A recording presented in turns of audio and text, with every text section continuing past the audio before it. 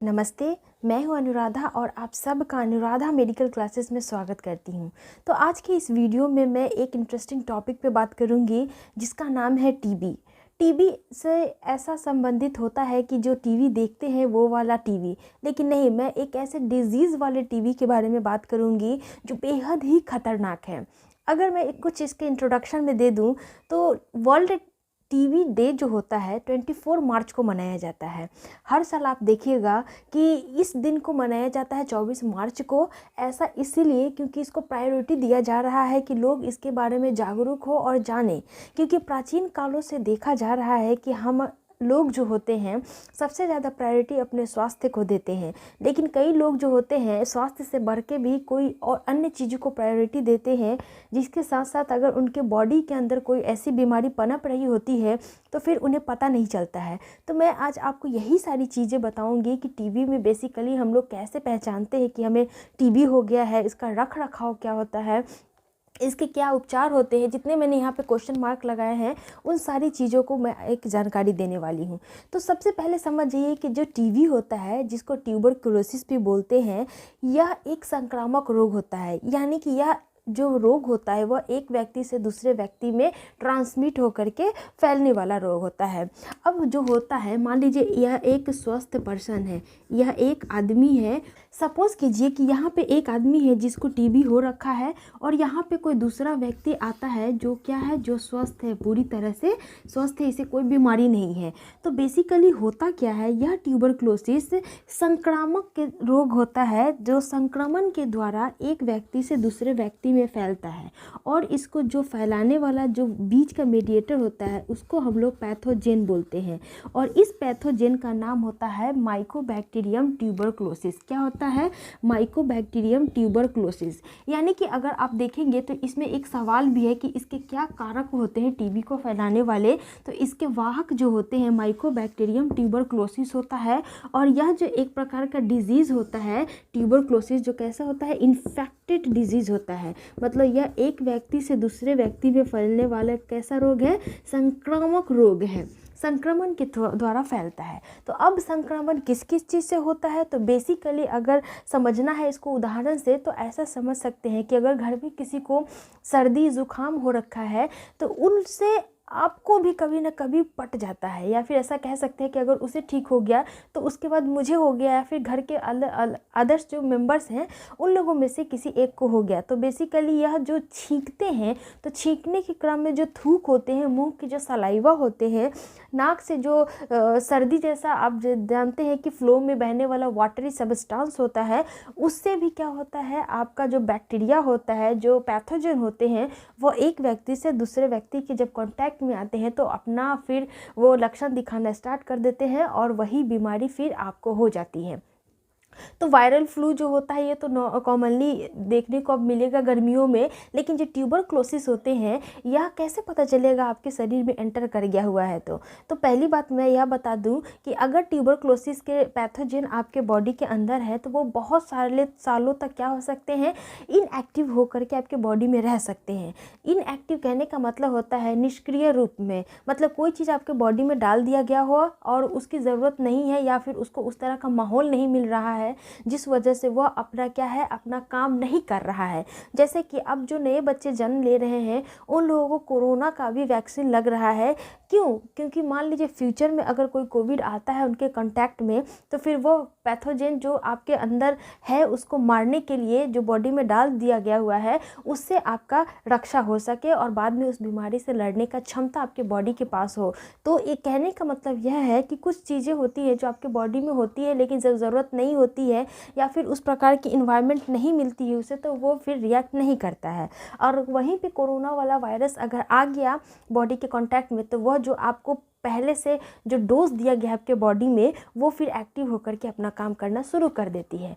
तो इसी प्रकार माइकोबैक्टीरियम ट्यूबरकुलोसिस जो होते हैं बहुत ही टाइम तक क्या होती है, इनएक्टिव होते हैं। लेकिन यह इनएक्टिव से जब एक्टिव फेज में आते हैं तो वो कौन कौन सी स्थिति होती है, यानी कि कैसे यह एक्टिव हो जाते हैं आपके बॉडी में, तो इन सारी बातों पर भी हम डिस्कस करेंगे। तो आइए सबसे पहले हम लोग देखें कि इसके लक्षण क्या होते हैं जब आपके बॉडी में एंटर कर जाते हैं। जैसे मैंने बताया कि सलाइवा के माध्यम से ज़्यादातर फैलता है और जब टीबी हो जाता है किसी को तो सबसे ज़्यादा इफ़ेक्टेड जो ऑर्गन होता है वह आपका लंग्स होता है। क्या होता है? लंग्स होता है।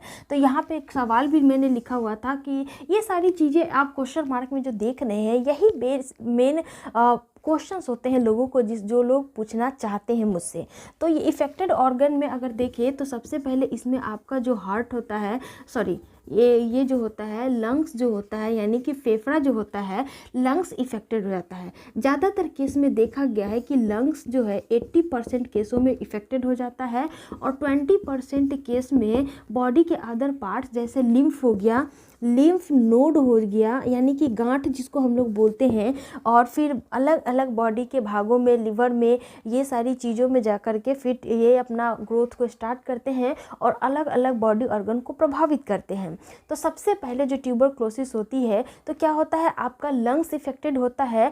बिकॉज हम क्या कर रहे हैं, ये संक्रामक रोग है तो सांस के माध्यम से ही बैक्टीरिया पैथोजन जो होता है वो आपके बॉडी के अंदर एंटर करता है और सबसे पहले लंग्स में जा कर के लंग्स को इफेक्टेड करता है और आपको सांस लेने में तकलीफ़ होती है। ठीक है, तो ये चीज़ आप समझ में आ गया कि यह आपके बॉडी में कैसे एंटर कर दिया और किसको इफ़ेक्ट कर दिया सबसे ज़्यादा। नेक्स्ट होता है इसके लक्षण क्या होते हैं। तो लक्षणों में सबसे ज़्यादा आप देखने को मिलेगा कि आपका जो बॉडी है जिस चीज़ को अफेक्ट करता है वह अपना काम करना प्रॉपरली धीरे धीरे क्या होता है, कम कर देता है। जैसे कि सांस लेने में आप नॉर्मल हम लोग सांस लेते हैं, छोड़ते हैं, लेकिन अगर किसी को टीबी हो जाता है तो उन्हें सांस लेने में काफ़ी तकलीफ़ होती है। जो टीबी होता है ये इसमें बेसिकली ऐसे लोग जल्दी इफ़ेक्टेड होते हैं जिनको डायबिटीज़ होता है, जिनको किडनी से संबंधित समस्याएं होती है और फिर बहुत सारे लोग जिनको हेल्थ संबंधित इशू होते हैं तो उनको यह टीबी बहुत ही जल्दी पकड़ लेता है। यानी कि पकड़ने का मतलब है कि संक्रामक रोग है तो ये बहुत जल्दी संक्रमित हो जाते हैं। तो लक्षणों में ज़्यादातर देखने को मिलता है कि जब आप सांस लेते हैं तो सांस लेने में तकलीफ़ आती है। अधिकतर 2 सप्ताह से ज़्यादा टाइम तक ले आपको कंटिन्यू खांसी होना, खांसी के साथ साथ कभी कभी बलगम वाली खांसी भी आना, बलगम के साथ साथ ब्लड भी आपका खांसी में आना। यानी कि आप देख सकते हैं सूखी खांसी भी कभी कभी हम लोग बोलते हैं कि बिना मतलब का खांसी हो रहा है और उस खांसते खांसते क्या होता है, उस पेशेंट के मुंह से कभी कभी ब्लड भी आ जाता है। सडनली आप सोए रहेंगे और रात में देखिएगा आपको बहुत ज़्यादा पसीना आएगा। इनफैक्ट नॉर्मल पर्सन जो होते हैं, नॉर्मल वेदर है तो कोई इशू नहीं है, लेकिन जो टीबी से इफेक्टेड होते हैं उनको देखिएगा कि क्या होगा, रात में जब सोए रहेंगे सोते सोते अचानक से घबरा करके उठेंगे और पूरी तरह स्वेटिंग होने लगता है। साथ ही साथ वजन का धीरे धीरे बहुत जल्दी जल्दी कमना, ये सारे लक्षण टीबी में देखने को मिलता है। तो ये चीज़ आप समझ गए कि मैंने लक्षण को बता दिया। अब आता है इसके बचाव में। तो बचाव वाले चीज़ को भी हम लोग समझ लेते हैं कि हम लोग क्या कर सकते हैं बचने के लिए। प्रॉपरली अगर इस तरह से आपको 2 सप्ताह से ज़्यादातर खांसी आ रहा है कंटिन्यूअसली तो डॉक्टर से मिलिए। डॉक्टर्स आपको कुछ टेस्ट वगैरह कराने के लिए देंगे, आपको उस टेस्ट को करवाना है और जल्दी से जल्दी पता लगवाना है कि क्या आपके शरीर में टीबी वाले पैथोजन प्रेजेंट है या नहीं है। जब तक आपके रिपोर्ट नहीं आते हैं तब तक आपको क्या करना है, बहुत ही ज़्यादा इधर उधर वाले जैसे अनफेवरेबल कंडीशन में नहीं जाना है। मान लीजिए आप बहुत ज़्यादा धूप में अगर निकलते हैं तो आपको सडनली बहुत खांसी स्टार्ट हो जाता है, धूल कणों के कांटेक्ट में आते हैं तो आपको खांसी स्टार्ट हो जाता है। तो उन सारी जगहों पर मास्क लगा करके जाएंगे आप और ट्राई करेंगे कि बहुत ही ज़्यादा ठंडा पानी का यूज़ ना करें। आप ऐसा पानी को पीजिए जिसमें आपको गले को रिलैक्स मिले, क्योंकि कभी कभी होता क्या है कि कुछ पैथोजेंस ऑलरेडी अगर आपको टीबी का पैथोजन बॉडी में है और अगर धूप में आप जाते हैं और वहाँ से आकर के आप बहुत ठंडा पानी पीते हैं तो आपके गले में भी दर्द हो जाएगी। और जो वायरल फ्लू के होते हैं उनको ऐसे ही मीडियम चाहिए होता है, ऐसे ही बीच का परिस्थिति चाहिए होता है जहाँ पर गर्म और ठंडा सडनली हो जाता है तो वो वहाँ पर बहुत जल्दी पनपने लगता है। इसलिए हम लोग गर्मियों में बहुत ज़्यादा बीमार पड़ते हैं, बहुत जल्दी जल्दी सर्दी और खांसी लगता है। ठीक है, तो इन सारी चीज़ों को आपको ध्यान में रखना है। और साथ ही साथ इसके मेडिसिन जो होते हैं, तो क्या इसके मेडिसिन अवेलेबल है? तो बिल्कुल अवेलेबल है। और अगर कोई लोग बोलते हैं कि क्या मेडिसिन खाने से टीबी का रोग ठीक हो जाता है, तो यस बिल्कुल ठीक हो जाता है। कई वर्षों पहले अगर हम लोग देखें तो टीबी के प्रति एक मिथ्या अवधारणा बनी हुई थी कि टीबी जो होता है वो कभी ठीक नहीं होता है। ये गलत अवधारणा है। ऐसी अवधारणाओं को बहुत ज़्यादा नहीं फैलाना चाहिए, लोगों को इनफैक्ट जागरूक करना चाहिए। तो मेरा यही मोटो है कि मैं इस वीडियो के माध्यम से लोगों को और बताऊं और समझा पाऊं कि यह क्या होता है और इसे घबराने वाली बात नहीं है। पहले छुआछूत वाली भावनाएं थी तो लोग डरते थे शेयर करने से, लेकिन अब ऐसा कोई बात नहीं है। तो मेडिसिन का यूज़ करके हम प्रॉपर्ली ठीक हो सकते हैं।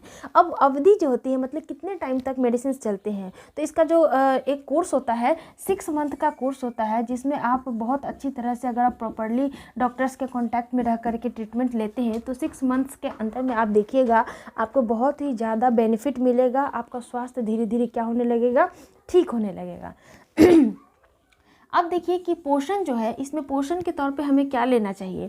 तो पोषण के तौर पे आप अपना डाइट को कंट्रोल कीजिए। डाइट को कंट्रोल कहने का मतलब है कि आप ऑलरेडी इसमें वेट बहुत जल्दी जल्दी लूज़ होता है, दुबले होने लगते हैं, वेट कम होने लगता है, तो आपको मानसिक प्रेशर होगा और ऊपर से ऊपर आप बहुत अलग अलग चीज़ों में घिर जाएंगे और अपने आप में सोचेंगे कि क्यों मेरे साथ ऐसा हो रहा है। तो इस चीज़ों को दूर रखना है, जितना हो सके अपने आप को पॉजिटिव रख करके और अपना डाइट में सारी चीज़ों को इंक्लूड कीजिए। कोई ऐसा चीज़ नहीं है कि इसको नहीं खाना है, उसको नहीं खाना है, सब चीज़ को कंट्रोल वे में लीजिए। जब जो सीज़न होता है फ्रूट्स का, सब्जियों का, आप उन सारी चीज़ों का सेवन कीजिए। आप देखिएगा कि अगर आप पॉजिटिवली होकर के अपना ट्रीटमेंट करवाएंगे तो बहुत ही जल्दी आप इस टीबी से भी छुटकारा पा लेंगे। हाँ, कुछ चीज़ों में तकलीफ़ होती है, जैसे कि एक सवाल आता है कि लोग वीक हो जाते हैं तो कितना उनको चलना चाहिए। क्या बहुत ज़्यादा जो वर्किंग आदमी है तो उनको बहुत चलना चाहिए? तो नहीं, आप प्रेफर कीजिए कि आप ऐसा उस टाइम में मतलब जब तक आपका ट्रीटमेंट चल रहा है उस ड्यूरेशन में आप अपने घर के आसपास ही कुछ ऐसा काम ढूंढ लीजिए, बिकॉज़ काम भी करना ज़रूरी है। नहीं करेंगे तो फिर घर कैसे चलेगा। ये सारी चीज़ें मैं समझ रही हूँ या फिर सारे लोग समझते हैं। तो बैठे बैठे और फिर ट्रीटमेंट में भी खर्चा होता है, तो आप ऐसी चीज़ों का सिलेक्शन कीजिए, ऐसी जगह का जिसमें आप कम दूरी तय करके और आराम से चल करके उस काम को कर सकते हैं। और फिर आपको ट्राई करना है कि हम अपने घर के आसपास ही अपना वर्क प्लेस चूज़ कर ले और धीरे धीरे कंफर्टेबली आप चल सके और जा कर के काम कर सके। ऐसी स्थिति को आपको सेलेक्ट करना है, तभी आपके स्वास्थ्य में धीरे धीरे सुधार होना स्टार्ट हो जाएगा। तो चलिए, आज मैंने टीबी के बारे में बहुत सारी चीज़ें बता दी। आई होप आपको कुछ नया सीखने को मिला होगा। अगर किसी व्यक्ति को जानते हैं जो टीबी से ग्रसित है तो उनको ये वीडियो ज़रूर शेयर कीजिएगा, बिकॉज़ उन्हें ऑलरेडी डीमोटिवेशन फील होता है टीबी का नाम सुन के ही। लेकिन डीमोटिवेट होने की ज़रूरत नहीं है, ये बहुत ही ज़्यादा ठीक होने वाला अब के समय में बीमारी बन चुका है। यानी कि कहने का मतलब यह है कि अगर आपको बीमारी है यह, तो फिर आपको टेंशन लेने का ज़रूरत नहीं है। इसका ट्रीटमेंट करने से आप बिल्कुल पूरी तरह पहले के जैसे फिट हो सकते हैं। तो चलिए, मिलते हैं नेक्स्ट वीडियो में एक नए टॉपिक के साथ। तब तक अपना ध्यान रखिए। जय हिंद।